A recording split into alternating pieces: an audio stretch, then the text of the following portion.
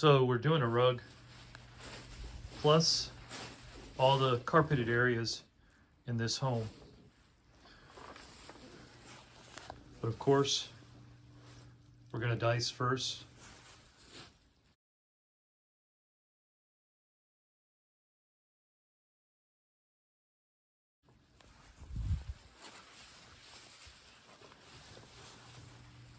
Now we can better see what is going on in the carpet.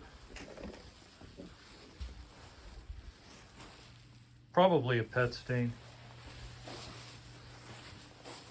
Some green.